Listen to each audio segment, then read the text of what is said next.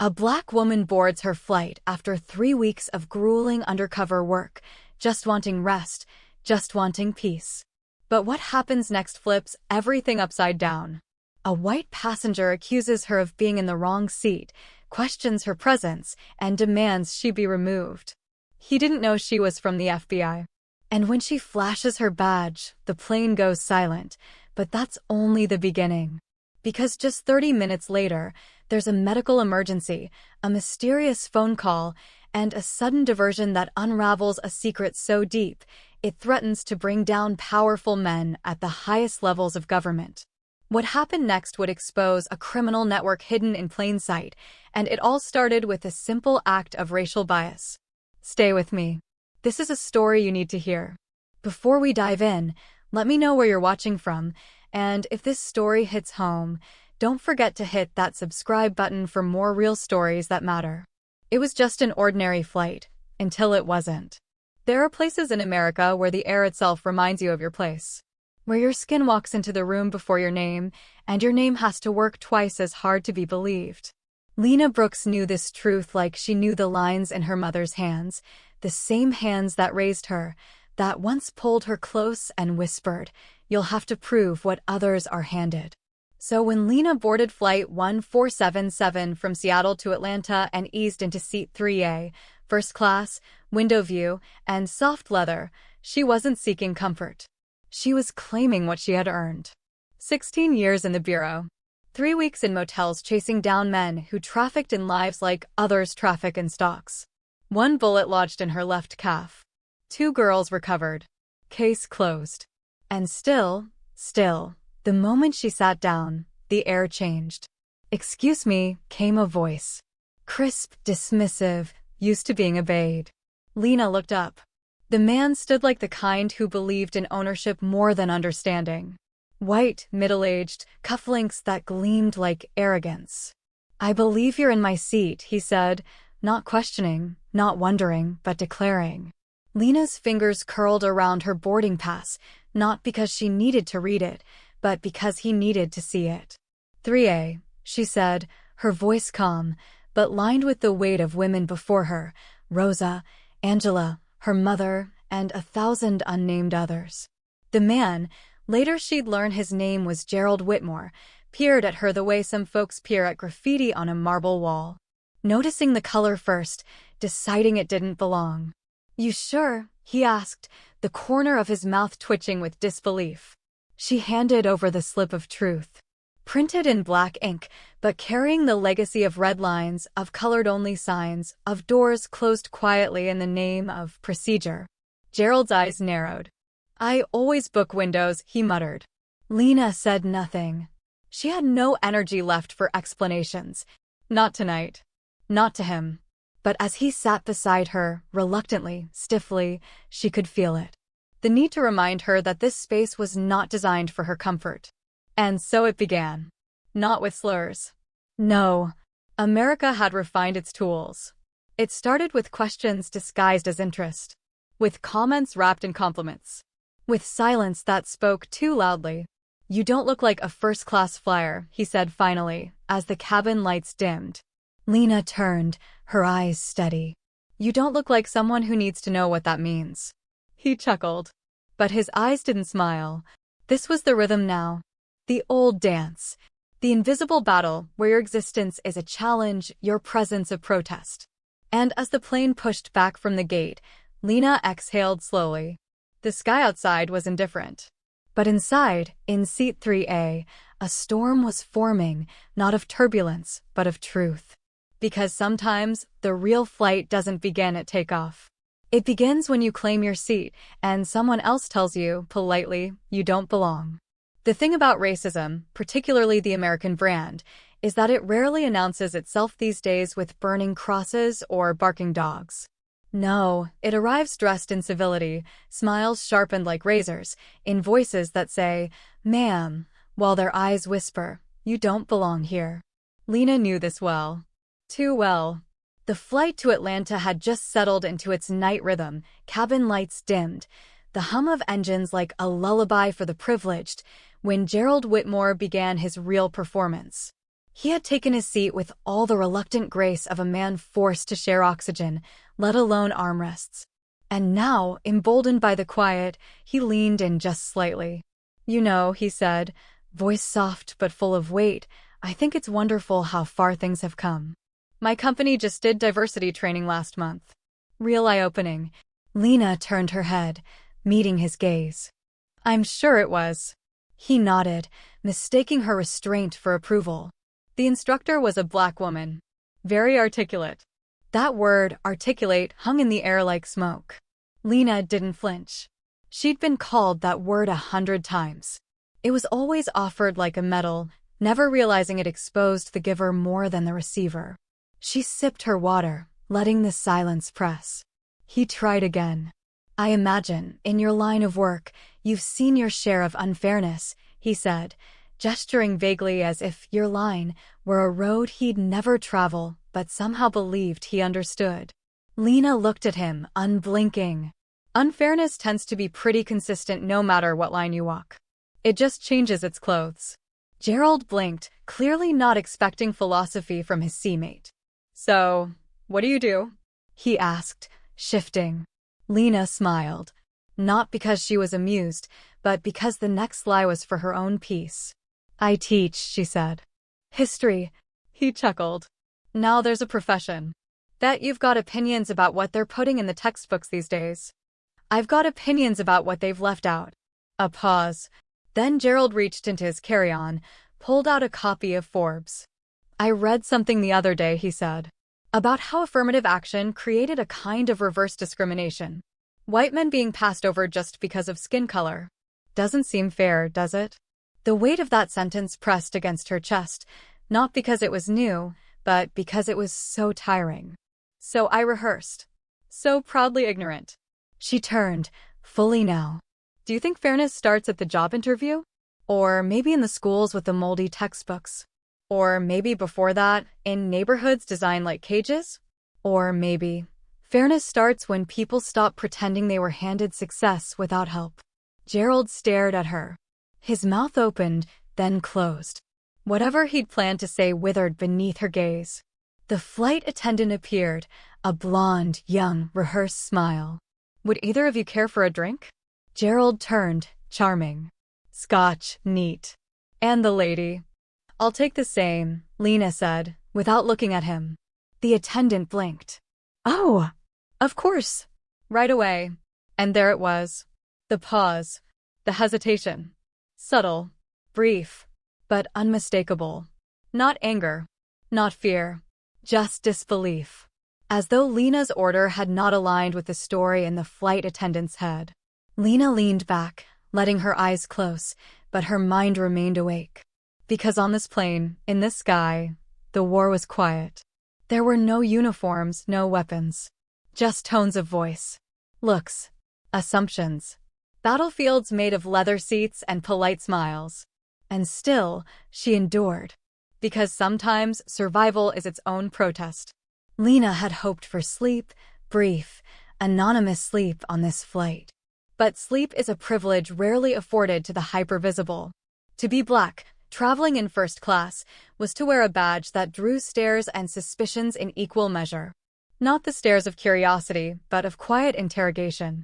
And now, as the plane sliced through the night sky somewhere over Missouri, another storm began to brew, this time not from the man beside her, but from 2 rows back.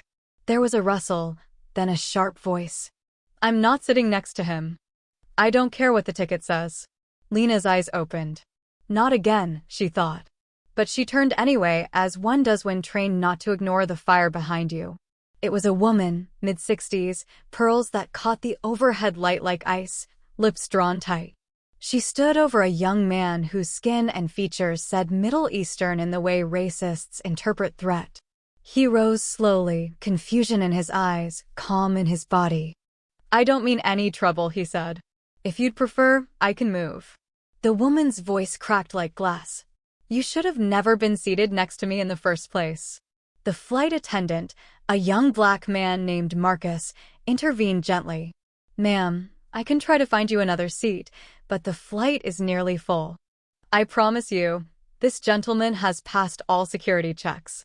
Security checks mean nothing, she snapped. You know what his people have done. Lena stood, again without thinking. Her voice carried not like thunder, but like steel scraped clean. I'll switch. All eyes turned. Gerald, still nursing his scotch beside her, looked confused. You sure? He asked. You shouldn't have to. No, Lena said. I shouldn't have to. But I will. She collected her belongings and made her way down the aisle. As she passed the woman, their eyes met. Something in the older woman's face faltered. Maybe it was the quiet fire in Lena's eyes. Maybe it was the mirror. Because when confronted by calm, principled defiance, even the cruel sometimes glimpse their own smallness. She took her new seat beside the young man. His hands were shaking slightly. Thank you, he said, barely above a whisper. Lena nodded. They don't get to define you. Behind them, the woman sat down, muttering under her breath about entitlement and the country going downhill. But Lena ignored it. Because the war had shifted battlegrounds again. Now, it wasn't about her being too black for first class. Now, it was about standing between hate and the next target. Now, she was fighting for someone else's peace. And that, she thought, was the weight and the calling of her skin. To carry more than her own burdens. To protect. To remind the world what dignity looks like, even when surrounded by decay. The young man looked over, hesitantly. Do you mind if I ask, what do you do for a living? Lena smiled, the corners of her mouth barely rising. I enforce the law. He blinked. Like a cop? She reached slowly into her jacket, just enough to reveal the edge of her badge. Federal, she said. His eyes widened, not in fear, but in awe. You don't look like. I know, she interrupted. That's the point. Some violences is not shouted. They are whispered between smiles, tucked inside silences.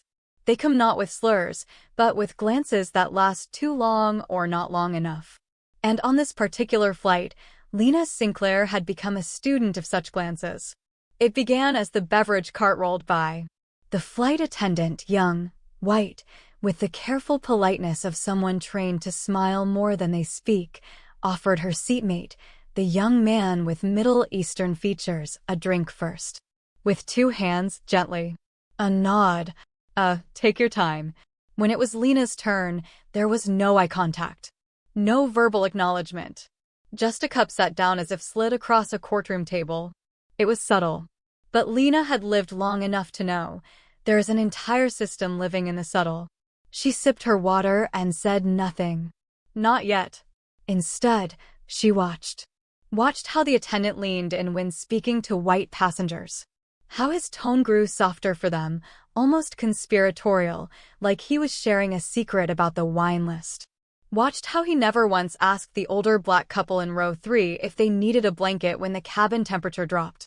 Watched how a mother in coach, a Latina, her baby fussing in her arms, was told, "We're out of pillows," only for a white businessman 3 rows later to receive one without asking. This wasn't hatred. This was something more insidious, preference masquerading as policy. And then, midway through the flight, the turbulence began. Not in the sky, but in the aisle. An argument. Raised voices. A white man in his 50s, face flushed, stood over a black teenage boy seated by the window. He took my charger, the man barked. The boy, no older than 16, clutched his phone, confused. I didn't touch anything. Lena rose before the attendants could. It was extinct now. What's going on here? She asked, her voice low but firm. This punk's got my charger, the man snapped. Probably lifted it when I went to the restroom. Sir, do you have proof of that? She asked. The man faltered. I know. But, come on, look at him.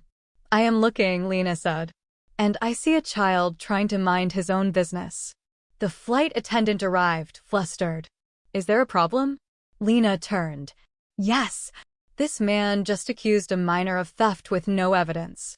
And unless you'd like to file a report with federal law enforcement when we land, I suggest we resolve this calmly. The attendant blinked. And, you are. Lena opened her wallet just enough. The gold letters of the Federal Bureau of Investigation did all the speaking for her. The man stammered. Forget it. Just a misunderstanding. But it wasn't. And they all knew it. Back in her seat, Lena felt the weight settle in again. The tension behind her temples. The tightness in her chest came not from altitude but accumulation. A life of misunderstandings adds up. This is how it works, she thought. Not in the courts, not in the laws, but in these moments, on planes, in waiting rooms, in checkout lines. In who is believed and who is questioned. In who is defended and who must defend themselves. The boy looked back once before the plane resumed its quiet hum. He nodded at her. She nodded back. It was not just about this flight. It never had been. It was about every space where a glance could become a verdict and silence a sentence. There is a peculiar cruelty in the kind of peace that insists you stay quiet to preserve it. As Lena Sinclair sat sipping lukewarm coffee in the terminal during the layover, she watched the architecture of American comfort reveal itself, brick by brick, in every small exchange. A white man cut in front of an elderly black woman in line at the cafe, never looking back. The barista offered no correction, just a reflexive smile to the man's "thanks, sweetheart." The woman, lips pressed tight, stepped back without a word. Lena leaned forward. "Ma'am," she said, "you are next." The woman glanced at her, tired eyes, polite smile. "It's not worth it," she whispered. It always is, Lena thought. But she said nothing more. Because sometimes, the real fight isn't about confrontation, it's about memory. About what we carry. And how heavy it is to keep swallowing every slight so someone else doesn't feel uncomfortable. The waiting area filled with passengers reboarding for the final leg of the journey. Lena found her new seat near the rear of the plane, this time between a young white woman in designer yoga wear and a middle-aged man with salt and pepper hair reading the Wall Street Journal. The flight attendant passed by with complimentary snacks, offering them warmly to the white woman and barely looking at Lena. "No almonds?" Lena asked when he moved to the next row. The attendant paused, surprised. "We're running low," he said flatly. And yet, 5 rows down, Lena watched him pull a fresh bag from his cart for another passenger. Another small thing. Another cut. But it was the man beside her who made her shift in her seat.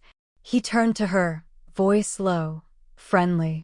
"You handled that situation earlier, on the first flight, with real grace," he said. She gave a noncommittal nod. He smiled. "It's good, you know. For people like us to keep things civil. Not everything needs to become a statement." And there it was, the expectation of gratitude for dignity. Lena met his eyes. "What makes you think it wasn't a statement?" The man hesitated. "Just saying, you catch more flies with honey." "I'm not trying to catch flies," Lena said, her voice soft but iron underneath. He chuckled, shifting in his seat. "Well, I admire your patience. Some folks these days get too loud. Makes it harder to take them seriously." Lena turned fully toward him. "Let me ask you something," she said. "If you lived your whole life being asked to shrink, to soften, to apologize for making people uncomfortable, what would you call that?" He blinked. "I'd call it violence," she said. "Not the kind with fists. The kind with expectations." The man looked away, retreating behind his newspaper, folding its pages like a shield. Lena leaned back in her seat. She didn't feel triumphant. Just tired. Tired of having to explain a truth that had been written in the bones of this country since its beginning. Tired of being the lesson in someone else's education. Outside the window, clouds rolled beneath them like soft monuments to all the things left unsaid. We are told to be proud but not loud, brave but not bold, resilient but not righteous. But what does resilience mean when it is demanded, not celebrated? What does civility mean when it is only asked of the wounded? Lena closed her eyes, not in surrender, but in defiance. Rest, too, is resistance. By the time the flight descended toward Atlanta, Lena Sinclair had shed any illusion that silence would shield her. A soft announcement buzzed overhead, that kind of corporate calm voice designed to pacify discomfort. "Ladies and gentlemen, please remain seated as we prepare for landing. Thank you for flying with us." But below the hum of routine was the dissonance Lena could feel, not in the air, but in the people. It wasn't the turbulence that made her heart beat faster. It was the man in the seat across the aisle. He hadn't spoken the entire flight. Hadn't smiled. Hadn't read a book. Just sat staring. Not at her, but through her. And that, perhaps, was worse. She knew that look. It wasn't overt. Wasn't cruel. It was colder than cruelty. It was the look of a man trained by decades to see a black woman not as a peer or even a threat, but as an interruption. A disruption in the order of things. The kind of man who would not call you girl, but would call you ma'am with a blade in the tone. The flight touched down. As passengers began to unbuckle and gather their things, Lena reached up to retrieve her carry-on. It wasn't heavy, but it slipped slightly from her grip. The man across the aisle didn't move to help. Instead, he murmured, just loud enough to be heard. First class used to be more refined. And there it was. Not you don't belong here, but its sophisticated cousin. You've disrupted the illusion I bought with my ticket. Lena looked him square in the eye. Refined doesn't mean silent. He blinked. Refined doesn't mean invisible, she continued. And refined certainly doesn't mean white. A quiet hush fell in their row. The young woman in yoga pants from earlier shifted awkwardly. A few people glanced back as if surprised to hear conflict in a cabin so sterile, so expensive. But that was the contradiction, wasn't it? Even among the leather seats and soft lighting, the war followed them. Because racism doesn't need a raised voice. It doesn't need a slur. It can be tucked neatly inside a sigh, folded into the creases of a suit jacket, camouflaged beneath preference and tradition. Outside the plane window, the Atlanta runway shimmered in the morning sun. The plane taxied, slow and certain. But Lena's pulse remained high. Have a nice day, the man said finally, voice clipped. You too, she replied, lifting her bag over her shoulder. And next time, try looking someone in the eye instead of through them. It's more refined. She stepped into the aisle. In the terminal, the world opened back up, crowds, announcements, baggage claims. But the tension, the truth, lingered like a low fever. It wasn't just about seats on a plane. It was about who is granted ease in public space. About the cost of comfort and who pays for it quietly. Lena walked on, not just tired but awake. And with every step, she felt something deeper than fatigue. A kind of strength that comes not from fighting, but from refusing to shrink. Lena Sinclair stood alone at the baggage carousel, a modest leather duffel at her feet and a storm in her chest. The overhead lights cast a sterile glow on the linoleum floor, but nothing could illuminate the shadows that trailed her. A crowd of strangers around her, all performing the same ritual, checking, waiting, lifting, but not one of them truly seeing. They were as so many had been in Lena's life, present but unseeing. And then came the clapping. It started at the other end of the carousel, hesitant at first, 2 hands, unsure. Then a few more joined. A ripple of applause. For what? Lena turned to see the white man from the plane, Richard. She'd learned his name in passing, surrounded by a group of onlookers, grinning awkwardly as a young employee handed him his bag and patted him on the back. He helped calm a situation in first class, someone whispered behind her. A real hero. A hero? Lena's eyes narrowed. She remembered his silence. His thin-lipped judgment. The way he clutched his armrest when she dared speak with pride. The way he said refined, like it was a word invented to exclude her. He hadn't calmed anything. He'd benefited from the calm her restraint had purchased. She'd held her tongue, met his condescension with dignity, and now he was the story they told. That was the ache no aspirin could touch. Not just the injustice, but the rewriting of the moment. The applause reserved not for those who bear the wound, but for those who pretend to see it and walk away untouched. She stepped forward. Not to interrupt, but to bear witness. To exist loudly, in a world that always demanded she tone down her volume, her confidence, her right to be. I was there too, she said, voice clear, not angry. Just honest. The crowd turned slightly uncertain. Some are embarrassed. Others are defensive. Richard offered a tight smile. Of course, of course. We all handled it well. No, Lena said gently, some of us endured it. And in that moment, the carousel hummed on, indifferent to the discomfort. That's what racism does best. It makes the powerful applaud themselves for witnessing pain they never felt. And the rest of us? We carry the weight and the silence. They say the end of a journey is the beginning of understanding.